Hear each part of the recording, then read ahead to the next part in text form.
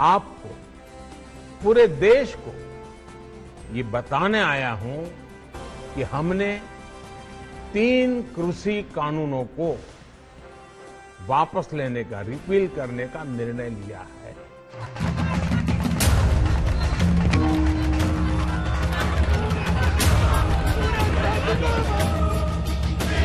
चौदह महीने बाद पीएम के कृषि कानून के ऐलान के साथ ही उम्मीद जगी कि किसानों का आंदोलन खत्म हो जाएगा।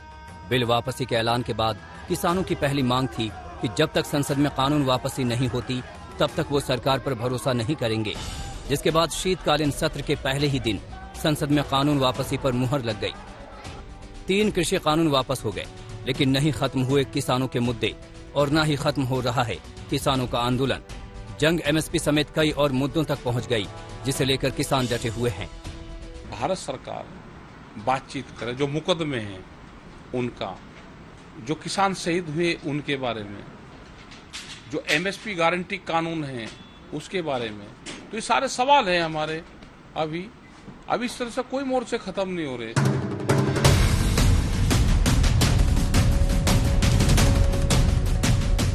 इस जंग की शुरुआत हुई 5 जून 2020 से, जब भारत सरकार ने 3 कृषि अध्यादेशों को राजपत्र में प्रकाशित किया। ये वो चिंगारी थी जो संसद पहुंचते पहुंचते आग में तब्दील हो गई। 14 सितंबर 2020 को तीनों कृषि कानून विधेयक को संसद में पेश किया गया और 17 सितंबर 2020 को लोकसभा में भारी हंगामे के बीच बिल पास हो गया। माननीय अध्यक्ष महोदय, विधेयक पारित किया गया। अभी सदस्यों को कह रहा था एमएसपी के मामले में, जब एमएसपी को 50% मुनाफा जोड़कर घोषित किया गया और लगातार एमएसपी पर खरीद हो रही है, तो इसलिए एमएसपी के बारे में किसी को कोई शंका नहीं होनी चाहिए। अब बारी राज्यसभा की थी। 3 दिन बाद भारी हंगामे के बीच ध्वनि मत के जरिए बिल को राज्यसभा में पास किया गया, जिसके विरोध की आग अब सुलगने लगी। देखते ही देखते ये विरोध प्रदर्शन आंदोलन में तब्दील होने लगा। 24 सितंबर को किसानों ने 3 दिन का रेल रोको आंदोलन शुरू किया। पंजाब से होते हुए ये प्रदर्शन देश के बाकी हिस्सों में भी आंदोलन में तब्दील होने लगा। आंदोलन के चलते कई ट्रेन रद्द की गई, कई रूट बदले जाने लगे और किसान रेल की पटरियों पर डट गए।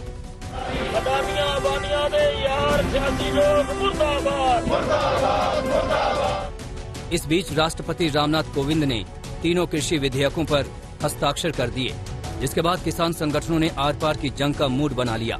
25 सितंबर को पंजाब और हरियाणा के किसान संगठनों ने दिल्ली चलो का नारा दिया। दिल्ली पुलिस ने कोरोना का हवाला देकर किसानों को बॉर्डर पर रोक दिया और दिल्ली से सटे बॉर्डर आंदोलन के अखाड़े में तब्दील हो गए। किसान बड़ी तादाद में दिल्ली की ओर कूच करने लगे। कई जगहों पर प्रदर्शनकारी और पुलिस के बीच झड़प भी हुई।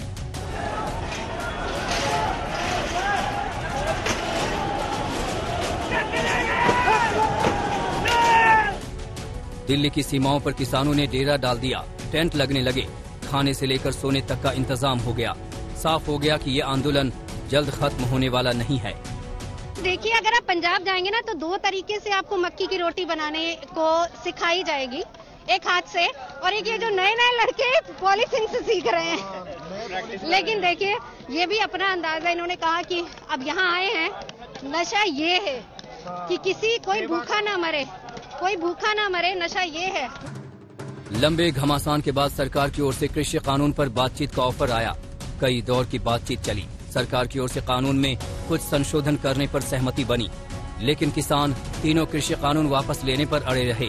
लड़ाई अब साफ की हो चुकी थी। न सरकार झुकने को तैयार थी और न ही किसान। मामला सुप्रीम कोर्ट पहुंचा।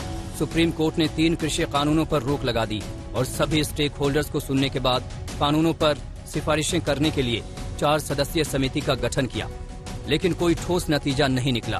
किसान सीमा पर डटे रहे। आंदोलन को लेकर रोज नए ऐलान होने लगे। कभी किसान 1 दिन की भूख हड़ताल पर बैठ गए तो कभी नेताओं के घेराव का फरमान जारी किया गया।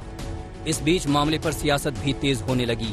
कृषि कानून के बाद जहां पंजाब में अकाली दल ने बीजेपी से अलग होने का फैसला किया, तो वहीं विपक्ष लगातार सरकार पर किसानों को नजरअंदाज करने का आरोप लगाकर सरकार को घेरने लगा। ये जो 3 कानून है, ये किसान को खत्म करने के कानून। इन 3 काले कानूनों के खिलाफ भी कांग्रेस पार्टी संघर्ष करती रहेगी। किसान आंदोलन को लेकर चल रहा हंगामा उस वक्त अपने चरम पर पहुंच गया जब 26 जनवरी को किसानों को दिल्ली में आने की इजाजत मिली। दिल्ली में हजारों प्रदर्शनकारियों की पुलिस से भिड़ंत हो गई। उपद्रवियों ने लाल किले की प्राचीर पर धार्मिक झंडा लहराया, जिसके बाद आंदोलन को लेकर सवाल खड़े होने लगे।